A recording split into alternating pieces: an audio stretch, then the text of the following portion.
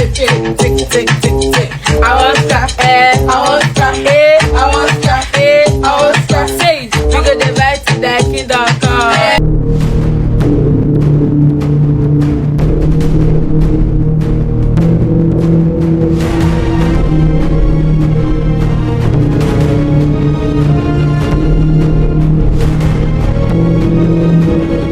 Curiosity sparks dreams. It makes us chase what lies beyond the horizon. It pushes us to explore, to reach higher, to want more.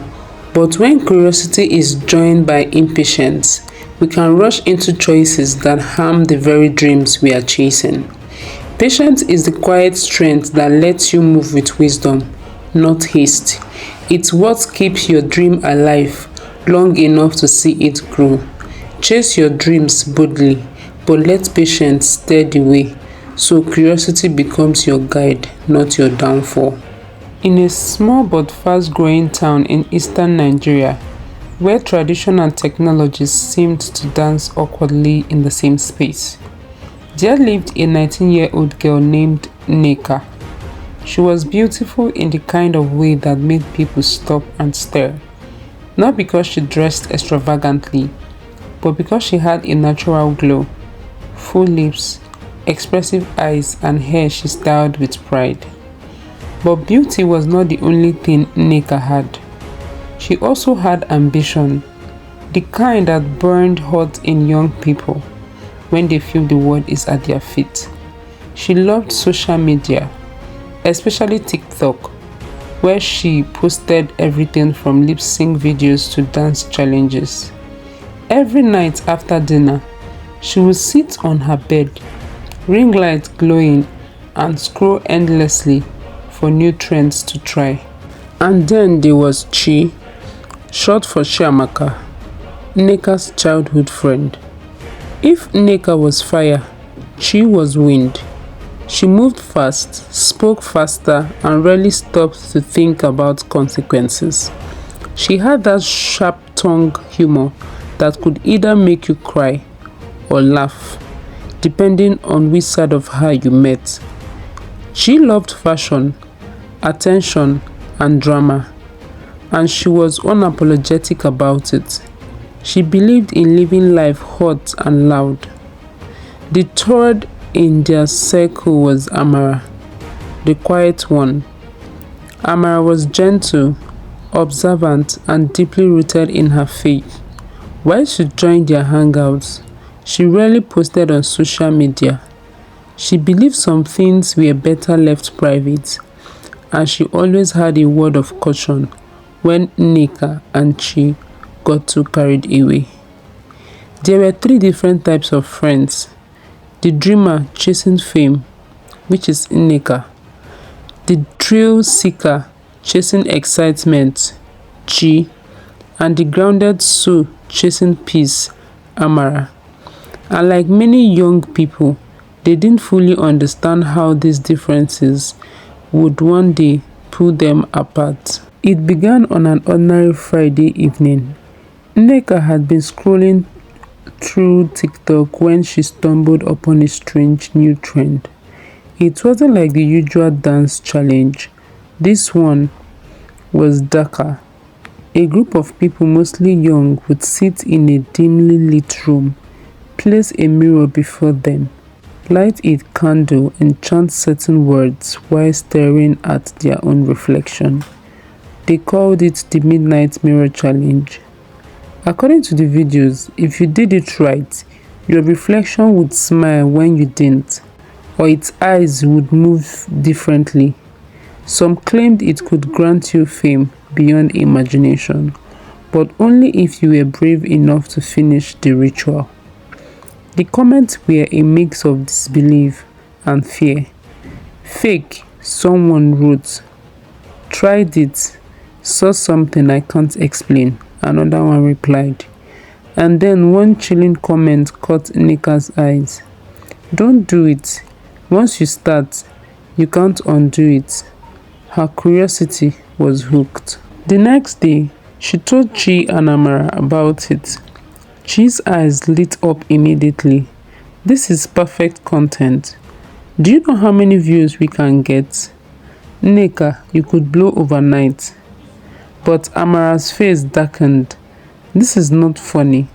It sounds demonic. Why would you even think about trying something like that? Nneka hesitated. She didn't like horror movies or scary things, but the thought of going viral was tempting. She had been stuck at 5,000 followers for months. What if this challenge pushed her into millions? She was relentless. Look, it's just a silly trend. We can fake it if we want. Add some editing. Make it dramatic. People love that stuff. Amara shook her head. And if it's not fake? What if you invite something into your life you can't send away? Remember what happened to that boy from town who played those spirit inviting games? His life was never the same. But Nneka, caught between Chi's excitement and Amara's warning, found herself leaning toward the trio. That night, Nneka couldn't sleep. The idea kept cycling in her mind. By morning, she made up her mind she would do the challenge. But she told herself it was just for fun. She didn't believe in any supernatural consequences. She set up her ring light in her bedroom, switched off all other lights, and placed a small mirror on her desk. She lit a single candle beside it. Her phone cameras were on, recording everything. The instructions were clear. Start the chant at exactly midnight. Repeat it 7 times while staring into your reflection. And whatever happens next, do not look away from it. The first time, nothing happened. The second time, the candle flickered strangely, though there was no breeze. By the 4th chant, her reflection seemed slower, like it was moving a fraction behind her. By the 6th chant, a strange smile began to creep onto her reflection's face, but she wasn't smiling. Her chest tightened. Every instinct told her to stop, but she remembered the rule: don't look away. On the 7th chant, her reflection's eyes turned completely black. Its smile widened unnaturally, stretching far beyond human limits, and then the reflection spoke. You called me. Now I'm here. The voice wasn't hers. It was deep, layered, like multiple voices speaking at once. Nneka gasped and instinctively turned her head, breaking the one rule she wasn't supposed to break. The candle went out. The room was swallowed in darkness. The days that followed were strange. At first, Nneka thought she was fine.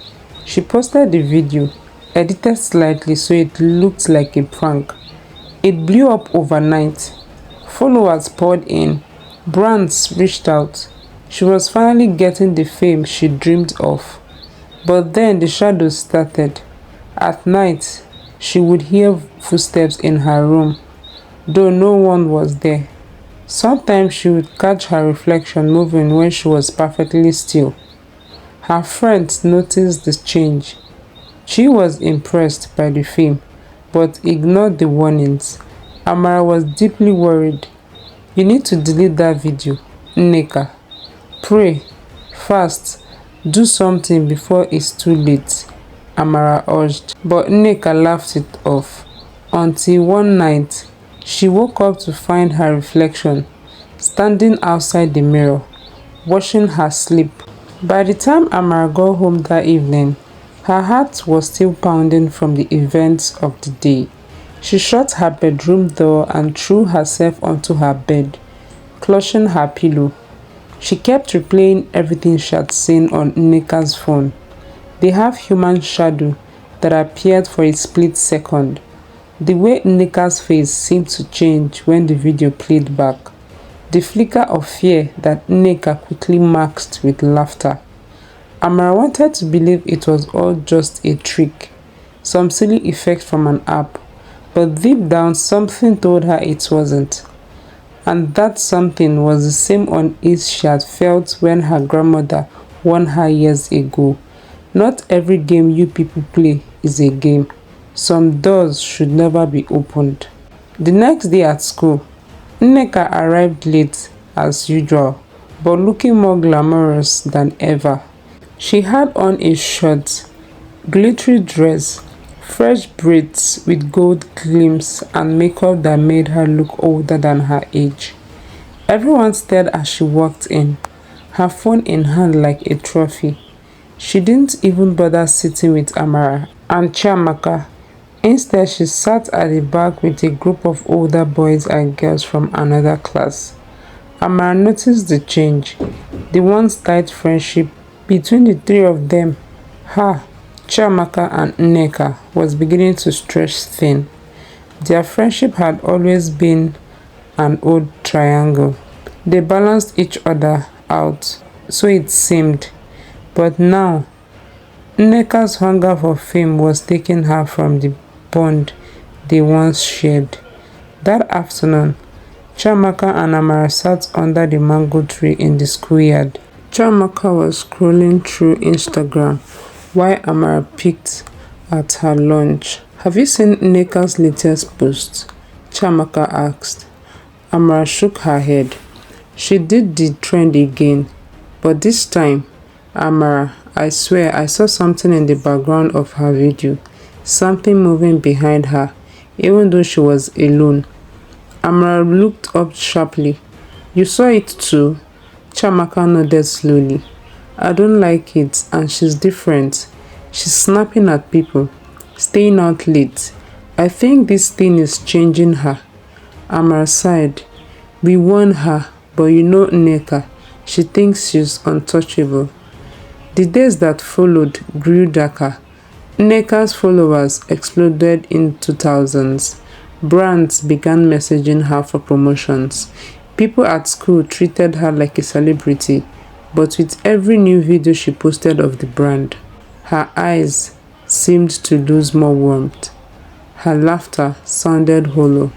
She started avoiding her old friends entirely, surrounding herself with people who only flattered her for what she could offer. Amara began noticing the difference between these new friends and real friends. Real friends corrected you when you were wrong. They stayed when things weren't glamorous. These new friends, they were there for the spotlight, for the clout. They pushed Nneka to further with trend, riskier stunts, scarier locations, more dangerous times of the night, just so they could ride on her fame. One evening, Chiamaka called Amara in a panic. "Amara, it's Nneka. She hasn't come home in 2 days. Her parents are looking for her.